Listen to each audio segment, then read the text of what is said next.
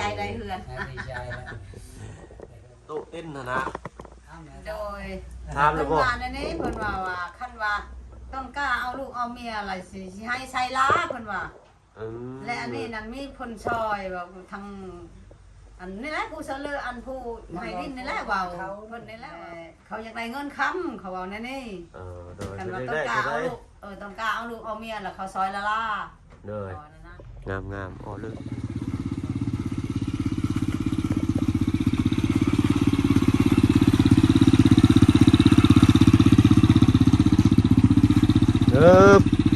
โอ้มาแล้วพี่น้อยเนาะเขาสาด50 กิโล1 กระสอบเนาะเอาไว้เฮ็ดเวียกใส่งานขึ้นเทือนซ่านบ้านซองเพิ่นเนาะใครว่าสิให้เพิ่นเฮ็ดก็ยัดบ่มีข้าวให้แขกกิน เอาซื้อมาเพิ่นนี่ละเนาะอุดหนุนซอยกันพี่น้อยเนาะแล้วก็อ้ายเพิ่นยังมาส่งอีกเอาไว้ใส่เด้อันข้าวนี่เนาะประตูเอ้ยขึ้นเทิงบ่หรือว่าอยู่ห้องนี้ไปเทิงเฮือนพุ่นบ่โอ้ได้บ่อ้ายผู้เดียวปึ๊บโดยปึ๊บโอ้ดูลำบากอ้ายเพิ่นพี่น้อยเนาะโอ้ยขอบมุกขอบใจอ้ายเพิ่นหลายๆห่วยอันนี้บิ๊กไบค์แพ้นี่ที่งามแท้เนาะพี่น้อยเนาะอึ๊บเอาส่งให้พี่น้อยนะข้าวน้ำซ้ำปลาเพิ่งขึ้นเทือนขึ้นชานยันว่าบ่พอสิพ่อจะบ่เนาะกระสอบหนึ่งอ้ายอย่าลืมมาได้เด้อขอบมุกขอบใจหลายๆได้เด้อโดยสบายดีเจ้าอ้ายเพิ่นนี่แหละพี่น้อยเนาะมีแบ่งให้น้องต้นกล้าเพิ่นมีบ่อนพักผ้าอาศัยเนาะเพราะว่าบ่อนหันเพิ่นว่ามันสิเอิ้นได้เนาะมันฮ้อนเพิ่นว่าโอ้ยสบายดีเนาะโอ้ใส่สุนนักเรียนเลยหล่อเนาะมันยังอันนี้เบิ่งนี่ม.1 มต.เมืองจันทร์มต.นี่ย่อมาจากหยังซี่เนาะมต้นบ่เท่าแล้วโอ้คือบ่อยเพิ่นเปลี่ยนชื่อนี่ให้ใหม่นี่เนาะยังทางแล้วบุญที่ปีหน้าก่อนโดยอ้ายขอบใจหลายๆจ้าขอบใจหลายๆโดยให้จบปีนี้ก่อนซื้อนี่ปีหน้าแล้วเฮาไปเปลี่ยนในอันตุ้มติดตามได้เนาะเป็นตู้บ่ยิบใหม่นี่เอาไฟแช็กจูดจนใหม่ป้ายแล้วก็ได้เอาพี่หน่อยเนาะ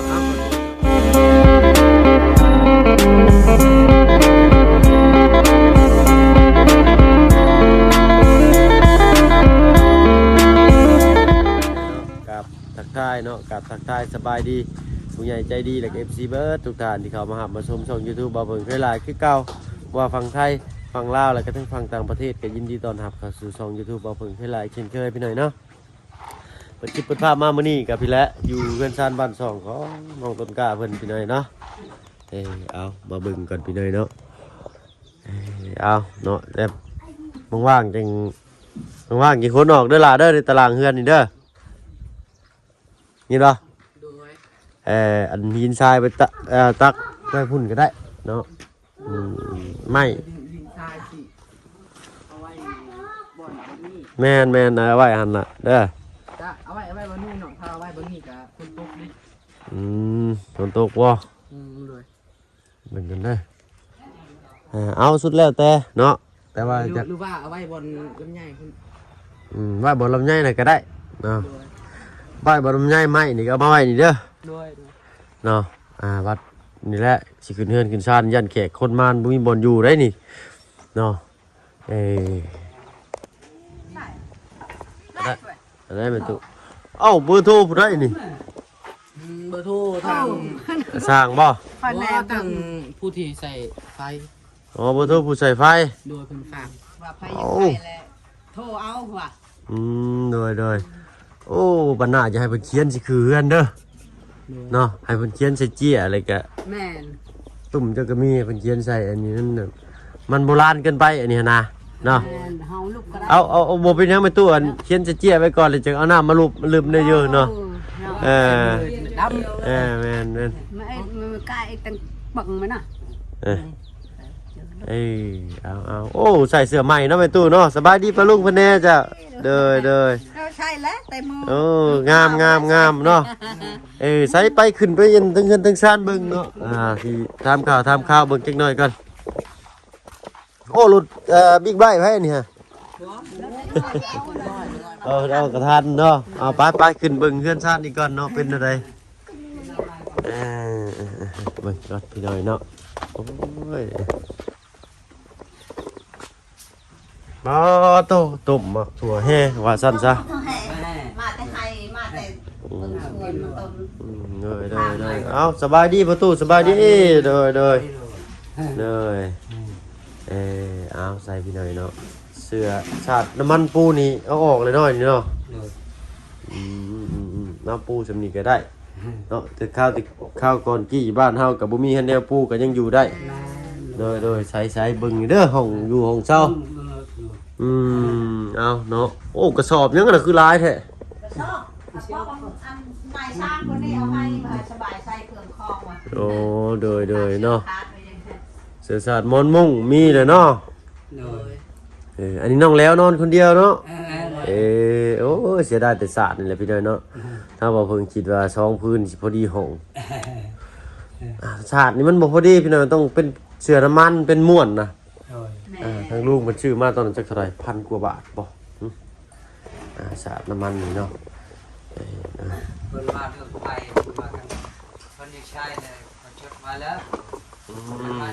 ใช้มื้อนี้แหละค่อยอย่าได้ลาหาก่อนเพิ่นจะได้ แม่ครบถ้วนหมดก็ว่าเลยคันว่าใส่นี่เพิ่นจะได้ล้านห้าก่อน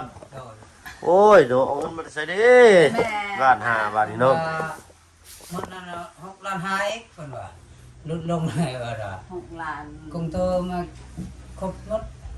ว่าบ่มีเงินลูกเอ้ยเหนื่อยได้สิจะว่าล้าน5ก่อนล้าน5ยัง1,000ก็บ่มีเฮ็ดได้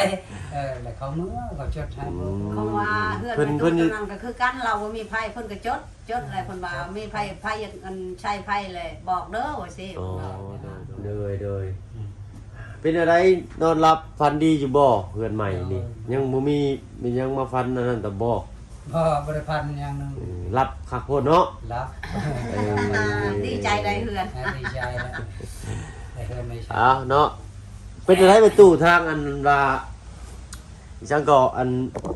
โต๊ะเต้นนะโดยถามเลยบ่งานอันนี้เพิ่นว่าคันว่าต้องกล้าเอาลูกเอาเมียอะไรสิให้ใส่ล้าเพิ่นว่าและอันนี้นั่นมีคนซอยว่าทางอันนี้แหละผู้เสลออันผู้ให้ดินนี่แหละเว้าเพิ่นนี่แหละเว้าว่าอันนี้นั่นเขาซอยว่าเจ้าดินนี่และเขาอยากได้เงินค้ำเขาเอาแน่นี่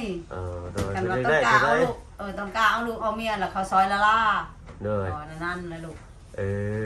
เพิ่นผู้มาส่งข้าวเมื่อกี้นี่บ่โอ้ยเลยแม่เลยเว้าว่านั่นแล้วคอยก็ไปทำซื้อร้านเด้อเขาว่าคอยนี่ก็ว่าจะได้เงินค้ำก็มีจักรีอันนี้ก็เพิ่งบุญเพิ่นแล้วแหละได้เฮือนได้ชานให้เฮือนลังบางใหญ่กับเพิ่นซอยเพิ่นว่าเพิ่นนี่ต้นคอยนี่คอยสาธุก็ยกมือใส่หัวก็ว่าเนาะ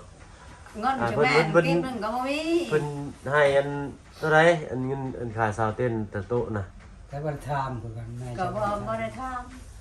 ำเลยแม่เราหยุดเลยว่าอยากได้เงินแม่เราบ่ทำเท่าไรแม่ก็บ่ทำแต่ว่าอัน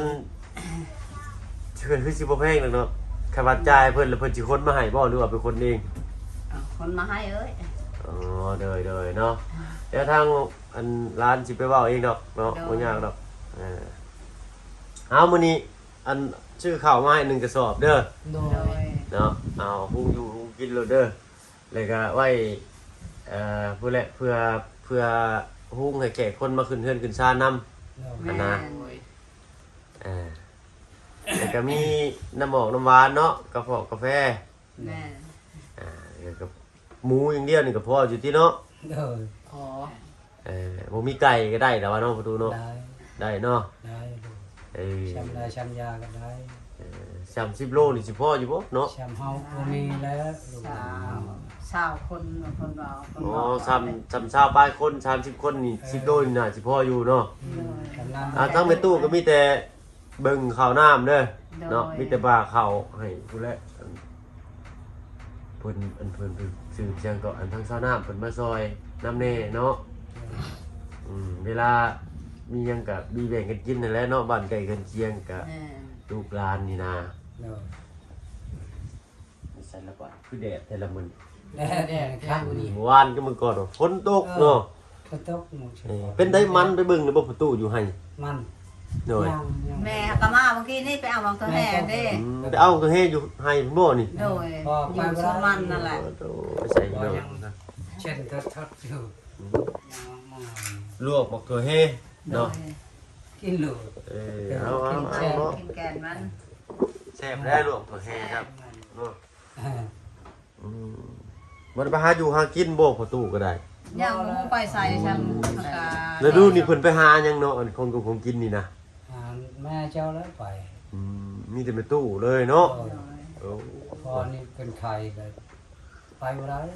เลยเนาะเอาสุขภาพร่างกายเฒ่ามากก็บ่ว่าไผแหละพี่น้อยเนาะ นี่ก็ ถ้ามาเบิ่งคือกัน ตีแล้ว เนาะที่แต่บ่เฒ่ามานี่ก็เอาแหละเนาะแข้งขามือตีนก็อ่อนเปรียเพลียแรงเขาเนาะ โดย ภูมิต้านทานก็ลดลงทางสนามมันไปเสด็จเนาะคือเงียบ ไปนั่นแหละไปเวียก ไปเวียกบ่ ไปเอาช่วงแห้งเขา ไปชงแห้ง ช่วงแห้งเขา ทรงแทงเขาคนมันต้นนั้น เหนื่อย เขาก็ได้คือได้เขามันต้นเขา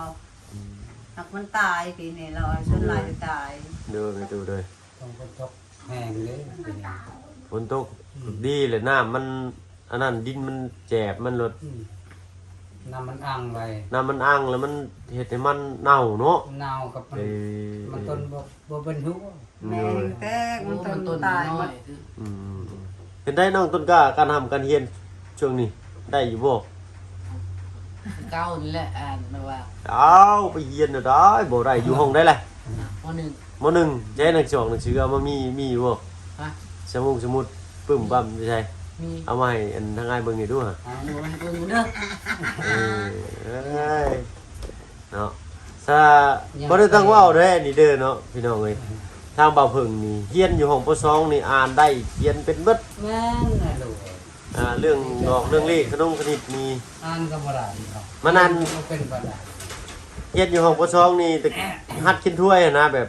โอ้ นายครูจะเป็นคนอ่านเฮาเลยเขียนตามเพิ่นอ่านนี่เพิ่นบ่ได้เขียนใส่กระดานเด้เขียนให้มันถูกเนาะภาษาลาวนี่เขียนถูกแต่เขียนบ่ถูกก็บ่ได้คะแนน เขียนตายอ่าน ใส่เอาออกมาพี่เบิดรถน้องต้นกะ เบิ่งเอาก่อน เอาออกมาเปิดกระเป๋ารถมีหยังแน่ในกระเป๋าเอ้ยเนาะมี1 2ซื้ออยู่บ่สิตาหักขี้ตาอายเราไปทับทอเพียน เอา บอก ก็ได้หมอหน่อยตาเช่าหรือบ่ เช้าแล้วดีเลย เนาะยังบ่เข้าโรงเรียนเนาะพุ่นนี่เนาะ ยังบ่กล้าปล่อยไปอายนะบ่จัก วันนี้ยานรถยานรางอ่ะ โรงเรียนอยู่ไสถ้าว่าเพิ่นเรียนอยู่ในบ้านนี่ บ้านอะไร อะไรใหญ่อันเด้กายขัวไป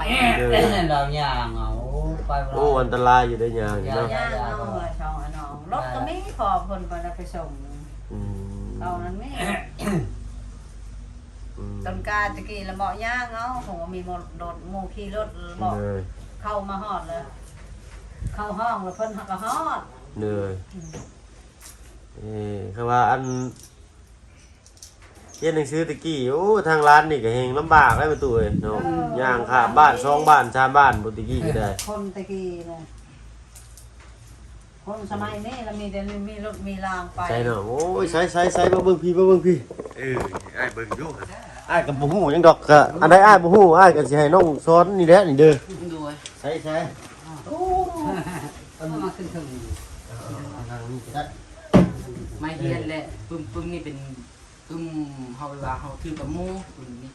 แปลว่าเฮาเศร้าก็หมู่เนาะ โดยแต่แบบว่าหมู่ก็ออกแล้วก็แล้วสละสิทธิ์ให้เฮา มัธยมตอนต้นมือจันทร์ไปการใส่เลยเนาะว่าเป็นของบ้านใดถ้าตะกี้นี่เศร้าเลยพี่เด้อนะถ้ามาเพิ่นก็ปึ้งแบบขาดนะแบบ3-4 ปีรุ่นต่อรุ่นนะภาพกราฟิกนี่บ่ได้เป็นจังซี่ได้ตะกี้ได้ โดย เป็นแบบว่าโอ้ยเบิ่งเลยแบบ ย้อนยุคเลยนะอันนี้ก็ภาพของม่วงกับบริเวณที่เป็นแบบภาพถ่ายแล้วมาเห็ดขาวดำโมเมนต์ได้ไปเลยเนาะเมื่อกี้เนี่ยมีแต่แบบเป็นแบบเป็นคือคู่บกม่วงนี่ก็เป็นแค่ไอ้เส้นขอบบกม่วงชื่อขนาดอ่านได้ยี่โบภาษาลาว บางอันก็อ่านได้บางอัน อ้าวอยู่ห้องได้เลยเนี่ย มื้อนี้ มหนึ่ง โดย มหนึ่งมหนึ่ง คน ใช่ ตื่นบ่ได้อ่านอันนี้นะบ่ได้นอนบ่ได้จังบ่จื้อ อืมจะเดิน ตัวมีตัวนอนมันก็ยังอึกอะอยู่นำ ภาพงามเลยเนาะคนเห็ดเป็นแบบภาพถ่ายเท่ๆแล้วก็มาเห็ดเป็นขาวดำใส่นะหูเป็ดก็เป็นเป็ดหูม้าก็เป็นม้าหูแรดก็เป็นแรดถ้าว่าตะกี้นี่จะเป็นแค่โค้งไอ้ที่บอกได้ไหมเนาะภาพวาดแค่ขอบมันขนาดสมัยลงหุ่นเฮียนนะการเฮียนนี่สำคัญนี่คือตั้งแต่ป.1 เนาะ โดย เขาตั้งใจแต่ป.1เขาได้สระอะสระอาสระอูอย่างนี้การสิมาพ้องคำใส่นี่มันง่ายได้มันสิง่ายตัวนี้นะแต่ว่าอ่านน้องต้นกล้าอ่านจบปัญหาหนึ่งทั้งเดียวเนาะเรื่องที่ลองกันเลย เคยอ่าน ฮะ บ่เคยอ่าน บ่เคยอ่าน โดยแต่ว่าถ้าอา เอา จารย์ ยังนี่บ่เคยอ่านนี่ก็ เอาอาจารย์ให้เขียนแหละให้อ่านแหละน้องก็แบบว่าบางอันอ่านได้ก็อ่านนี่นะบางอันก็อ่านบ่ได้ก็ถ้าหมู่ เพิ่นเว้าเด้อฟังง่ายเด้อ โดย คนเฮาอยากชูงต้องขยันอยากเก่งต้องขยันนี่คือการดุมันเนาะถ้าเจ้าดุนี่เจ้าสิเก่งดุอ่านดุเบิ่งผมว่าสิเบิ่งนี่สิบ่ได้เราต้องคิดวิเคราะห์นำการฟังนี่สำคัญแต่การฟังกับการอ่านนี่สำคัญเนาะเบิ่งกันดีก่อนเลยเนาะถ้าว่าเบิ่งบ่ได้เรียนเฮาม.1ก็บ่ฮู้คือเลยเนาะ หายบอกแก ตัวหนังสือบ่ต่างกันตัวหนังสือข่อยหนังสือกีฬานี่เนาะแต่ห้องนอกมันจะดูดีกว่าของข่อยเลยโอ้เปื้อนนี่สิบ่ได้นี่แม่ครูเอามือจุ่มมาแล้วแม่มันพัดตีนะ ว่าอันนึงอันที่ว่าบ่ถึกเลยเอาแบบนี้กูเอาแบบว่าเฮาเฮ็ดไปเพื่อนแบบนี้ก็ได้เพราะว่าอาจารย์บ่ได้ติวแต่ว่าถ้าเฮาเอาอย่างลบมันคือแบบว่ามันเปื้อน จริงๆมีแห้งเปื้อนคักอันนี้ธรรมดาต้องคอยบ่ต้องฟ้า โดย โอ้ได้จนสบายง่ายนี่จะเปื้อนขี้จริงๆว่า ทัดแล้วเนาะ โอ้แม่บรรทัดไม่น่า ตีมาเลย ไม่น่าซ้ำไม่น้อยสีมันนะครับบรรทัดไม่จับมือจุ่มมาคว้า แม่ ตี เนี่ กั ย นอยู่ว่าสีว่าจะอืม สมัยนี้มีแต่อยู่กรมเขาบ่ตีนั่นเล็กน้อยบ่ฮู้เล็กน้อยบ่ยาน โอ้โหนั่นเขาบ่ตี สมัยนี้มันก็ปกติแล้วนะแต่บ่ว่าทั้งนี้ทั้งนั้นเลย ใจเฮาเนี่ยอยากได้ อยู่ที่บ้านกับเด็กน้อยก็บ่ค่อยเป็นหนังสือสมุนก็บ่ได้ตั้งว่าดอกเพิ่นบ่ตั้งใจได้พอเพิ่นปิดโทรศัพท์หลายเฮียนมาแล้วก็มาดิ้นโทรศัพท์ก็แล้วเลย นางคน คือมันบ่เรียนได้ แต่กี้มันมีแต่เฉาะกระชับ วิชาธรรมศาสตร์ที่เกี่ยวกับยังเราต้องการนี่ให้ผู้เรียน ธรรมชาติเกี่ยวกับธรรมชาติของเฮาแบบว่าของอันนั้นของนี่เป็นธรรมชาติอย่างเงี้ย ธรรมศาสตร์ โดย หรือธรรมศาสตร์จริง ธรรมชาติ ๆธรรมชาติ ธรรมชาติทายศาสตร์นะครับ สิ่งแวดล้อมรอบตัวเฮาเนาะวิชาภูมิศาสตร์เกี่ยวกับยังเราต้องการ ภูมิศาสตร์เกี่ยวกับมรดกโลก ภูมิศาสตร์ที่เกี่ยวกับมรดกโลกวัตถุโบราณเก่าๆใช่บ่ โดย เนาะอันนี้คือภูมิศาสตร์เนาะ อาจารย์กับบอกไว้ว่าเฮาก็เห็นแหละอาจารย์กับบอกนี่เป็นนั่นแบบนี้ว่าถ้าเกี่ยวกับพีระมิดเนี่ยอาจารย์ก็อธิบายเป็นนั่นแบบนี้ วันน่ะนี่ก็แม่นบอกวันน่ะนี่เนาะมีให้วันน่ะนี่ เบิ่งมันนักคดีนี่บ่แม่น น่ะจ้ะ ช้ำบ่ให้ลุงแล้ว มันนักคดี ไม่ใช่นะคดีนะไอ้เบิ่ง เบิ่งนี่แต่มันคือมันดำ วันน่ะนี่เด็กนี่ตุโนสระอีโดเด็กโดเด็กบ้านเฮาวันน่ะคณิตวันน่ะคดีก็เขียนบ่ถือโอ้ยเนี่ยกัน รุ่นสมัยอ้ายของโคซองนี่อาจารย์นี่สิเอา ไปอายไปสิ เอาหนังสือมาอ่านให้สิฮัดเขียนด้วยบ้านเฮานั่นเนาะบทที่4เด้อ เขียนวันถอวันที่ถ่าวันที่สี่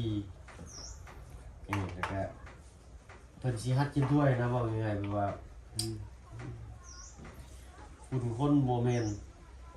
รุ่นคนนั่นน่ะเพิ่นสิอ่านหนังสือนี่คืออ่านให้เฮาเขียนตามบ่ได้เขียนใส่กระดานได้เพิ่นสิอ่านในปึ้มสิเลยก็อ่านไปทีละประโยคก็4-5ซับเฮาก็เขียนบัดถ้าบ่ได้ก็บ่ได้คะแนน ตรงนั้น บ่ได้เดี๋ยวกันไอ้ว่านี่ก็มีนะวรรณคดีนี่เกี่ยวกับเรื่องกันเนาะตรงกัน วรรณคดีวรรณคดีนี่เกี่ยวกับยังแม่คิมปิ่นก็คล้ายๆกับมรดกโลกคล้ายๆอยู่แต่ วรรณ วรรณคดี คดีโอ้ไอ้เย็นบ่เคยมันจะตัวนี้เด้อผู้ภาพแล้วเนาะผู้ภาพป่าไม้เย็นที่นี่ตั้งกี้ในครูเพิ่นสิให้เขียนรูปภาพแล้วก็ติดใส่ผนังเฮียนไว้ ตัวอันนี้แบบว่า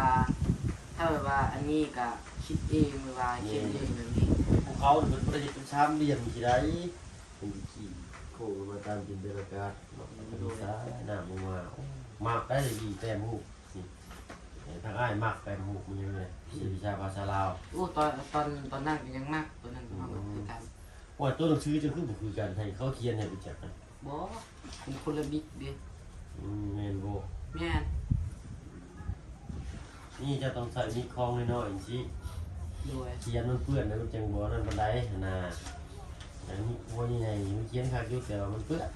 ด้วยมันเปื้อน โอ้ยเลยเนาะเฮ็ดเคลื่อนโตทำเลยเราเขียนเนาะลายดาวบ่ไปตุต้องคอยตั้งใจเด้ เป็นชื่อห้อยเลย รุ่นสมัยอ้ายนี่โอ้ยเขียนนี่เวลาอันเฮาสิเขียนหัดกายแม่นบ่ ด้วย หัดกายไปสิเขียนเต็มกระดานนายครูเขียนปุ๊บเอาเขียนน้ำลังนี่เพิ่นนี่เขียนก่อนนายครูเพิ่นเขียนตึกมาก็เขียนน้ำลังเพิ่นเพิ่นนายครูเขียนช้าอีกมันก็บ่งามปานใดเฮาต้องคอยเขียนปานนี้ไปน่ะ เขียนอันนี้ก็เขียนแบบว่าให้ทันเวลาดีเนาะ นี่เนี่ยว่ามือถ่ายไงไปว่ามือลายบ่ ดูใส่ตัวนี้นะ นี่ตัวถึงเสียประทัดถึงขนาดนั้นเลย อันนี้นี่ เนี่ยเนี่ยนี่ประทัดถึงขนาดนั้นเลย ทาย เป็นชื่อเจ้าของงานบ่ออกมาเนี่ย หัวออกเลยเขียนแบบเขียนปากแบบนี้ โอ้ในคู่แล้ว ก็ บ่ ท้อ ท้อยังไงนะ อันนี้มันเต็มแล้ว เป็นว่าอ่าน ตายครับลืมโอ้ยเฮียนมัน บ้านบ่ได้ดอก อ่านอะไรเขียนอ่านเลยเขียนอ่านเลย งานบ่ออกข่อยก็ได้ที่โดนเนาะเจ้าไม่เชื่อยังไง วิชาเนาะเอาเฮ็ดนี่ บางงานวิชาหมู่ที่ว่าคอยขี่รถนำนะบางงานก็อยู่กับค่อยบางงานก็อยู่กับเขาแบบนี้ให้จับถือ วิธีใช้เครื่องไม้วรรคตอนความหมายความสำคัญในการใช้เครื่องไม้วรรคตอน การเขียนหนังสือลาวก็คือชื่อชาติอื่นๆชื่อชาติหรือชื่อชาติชื่อชาติเนาะชอชาติเราดิชื่อชาติอื่นๆการนำใช้เครื่องไม้ต่างๆก็มีความหมายสำคัญคือการเพราะมันจะช่วยให้การเขียนหนังสือถูกต้องตามหลักการและเป็นระเบียบนี่อันนี้คือเป็นเครื่องไม้จับเม็ดโบจุดโบนี่คือเครื่องไม้นี่ไม้แบบนี้เอิ้นว่าหยังเอิ้นว่าไม้จับอันนี้ไม้จับสองไม้แบบนี้ไม้จุดจับนี่ตึ๊กจุดจิบลงมาเลยหนึ่งไม้แบบนี้สองขีดนี่ไม้จับจุดจับเลยจับเลยจุดจุดคือเขียนจำนวนเงินหรือว่าจะจุดนี่จับนี่คือจับเม็ดจุดแบบเดียวไม้แบบนี้สองขีดจับนี่ไม้สองจับ เกินว่าไม้จับไม้ขีดรอนี่เนาะเบิ่งกันนี่ดิไม้เป็นติ้งนี่สิคือไม้ถามไม้ทวนขึ้นคือขีดจึ๊ดลงมาเลยจำมิดนี่คอยนะฮะก็จะได้เขียนตัวนี้ได้ไหมเนาะไม้วงยืนวงจึ๊ดนี่สิวงยืนไม้วงเล็บนี่ก็คือแบบจุดที่มันสำคัญวงเล็บไว้ไม้ยังเคยไม้ลืมนี่มันคือไม้ลืมไม้อะไรอื่นไม้ซ้ำคือเรียกนำมาเลยไม้วงตัดไม้จำหรือไม้เส้นไข่ปลาเนี่ยวางบ่มีเครื่องไม้แสดงย่อหน้าบ่มีเครื่องไม้แสดงย่อหน้านี่คือเขียนปุ๊บแล้วก็ย่อหน้าแล้วก็กลับไปเขียนใหม่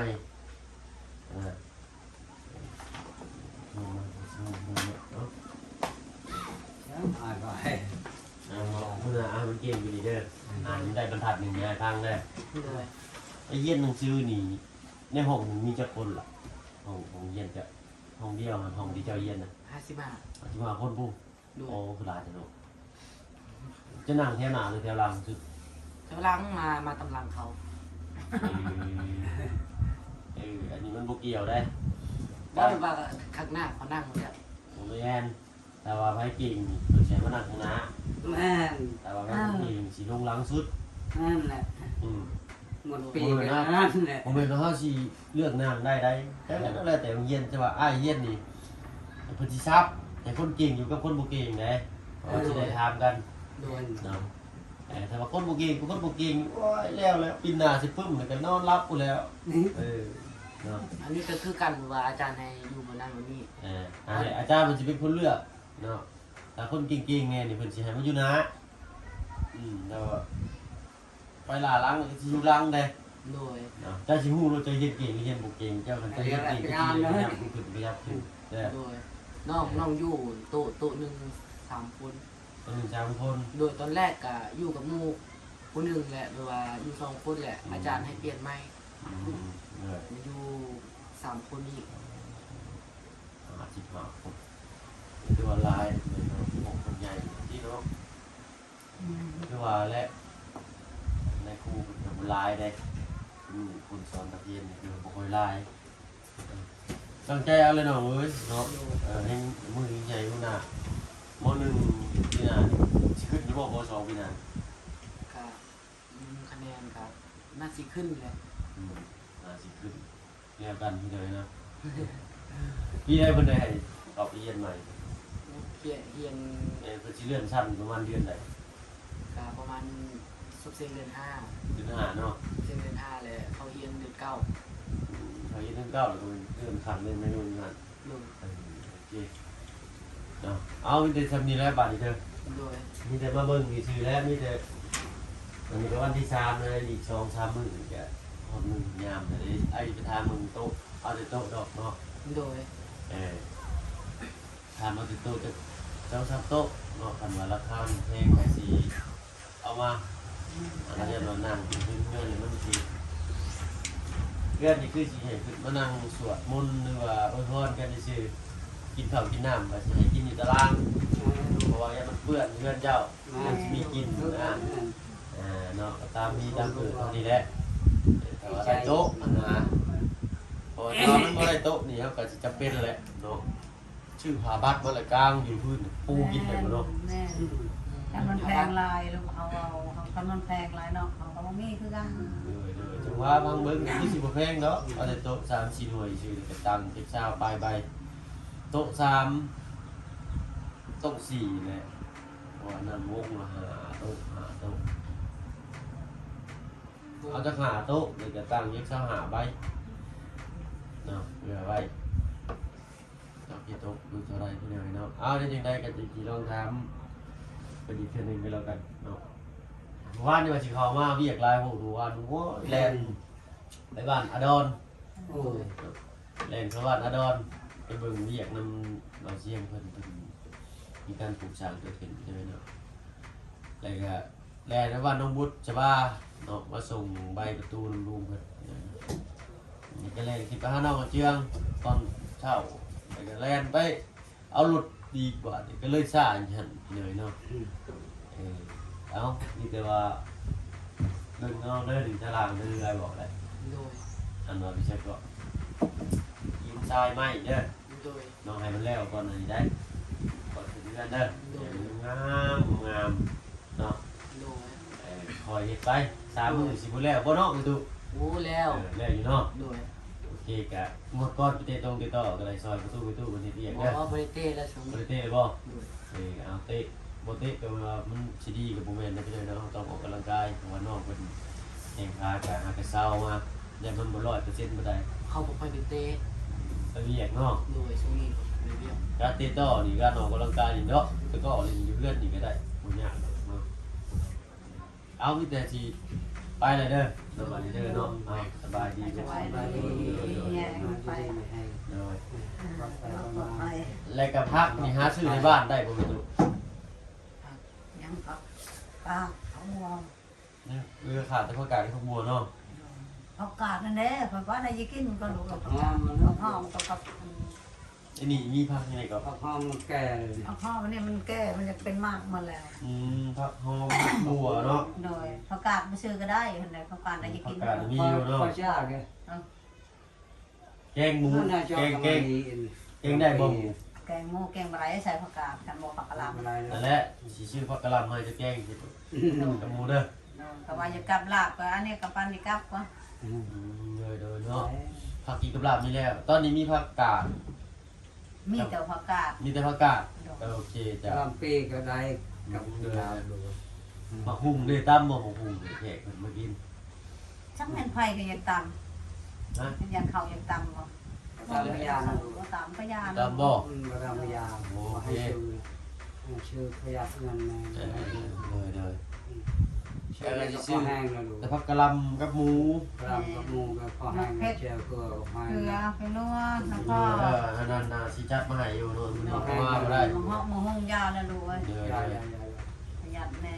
โอเค เจ้าก็ทุกลายคุยเห็นนั่นซอยแม่ ทำอะไรโตตังนี่ก็ให้ก็ขึ้นเนื้อในโลก เด้อเอา เรา เนาะ ก็เพื่อนกับพอ ดี นี่ ใจ ก็ เห็นอันเนาะ ถึงใช้ทำ เด้อ พยา เอา ยาม มี เงิ แต่ นในรู้ น้องเบิ่งเนาะเขาน้ำก็ ผู้ คือ ใหญ่ พ่ออยู่ดอกกระสอบนึงเนาะ โดย โดย ทุกผู้ใหญ่เพิ่นก็มีแต่ผู้เดียวเพิ่นชาวชอยประตูแม่ตูกับตรงกลาง เด้อ ก็พ่อก็ได้ อัน คิ นี้ ด ก็คำพูดคนแล้วคนเดียวคนซอยก็ได้เลือดลำใหญ่พอดีมุกดีใจลายเลย เด้อเนาะ ว่า เอากระถาเบิ่งหน้าพอมาพ้นเดิมมันหัวมันยังได้สิเอิ้นอ้ายเพิ่นมาแก้ไขให้ โดย โดย เนาะอันเพิ่นก็บ่ได้ประกันรังการขายดอกแต่ก็เอาประกันใจกันนี่แหละเนาะว่าคนเราสิเราเรื่องใจเนาะนะเพิ่นเลยเนาะโอเคถ้าว่าเพิ่น เริ่ม เอาตัวลำลาแล้วไป ไท พู ย ดเด้ เนี่ยบอกเขาปดบ่รู้ โดยปลดก่อนจะยัดว่าซ้ายมันตากแดดตากฝนมันผุตอกมันสิใช้งานได้บ่ล้นเนาะซื้อมาก็1,000 กว่าบาทพุ่นแน่ แม่ 650,000กับ1,100ก็ดีไปเลยเนาะ มันว่าแล้วปดอันนี้เฮ็ดอันนั้นบัดเขาอยู่เฮ็ดห้องน้ำห้องในเลยเพิ่นก็ไปมาเอาเองเพิ่นว่า เหนื่อย อันนี้ปดสิก่อน ของน้ำยังบ่เพิ่มเว้าเนาะเพราะว่าตอนนี้ก็คือเรื่องคือซาแล้วซะก่อนแล้วก็บ่แน่คือกันว่าเพิ่นสิได้เฮ็ดหรือบ่ได้เฮ็ดนะเพราะว่าก็ลุ้นเบิ่งนำกันอีกพี่น้อยเนาะ แม่ เนาะนี่ก็เดี๋ยวมือขึ้นเรือนสิสรุปยอดให้เบิ่งเนาะว่าตกอยู่เท่าใดเอาแต่เฉพาะยกไปเทือนได้พี่น้อยเนาะค่าอยู่ค่ากินยังเงินทางครอบครัวเพิ่นบ่เกี่ยวอันนั้นเนาะแต่ถ้าบ่เพิ่นสิรวมมาให้เบิ่งเนาะสิมาสรุปให้ถ้าบ่เพิ่นเขียนไว้อยู่แต่หาสมุดก่อนจักสมุดไปทิ่มอยู่ไสเลยเนาะเอาพี่น้อยเนาะก็สิไล่เบิ่งบินเบิ่งหยังนั่นแหละโอเคไปละเนาะสบายดีเบิดทุกผู้ทุกคนโดยเอาเด้อรักษาความสะอาดไว้อันเฮ็ดซาบ้านซองนี่บ่ได้เข้ามาดุเลยได้ช่วงนี้แม่ตู้เอ้ย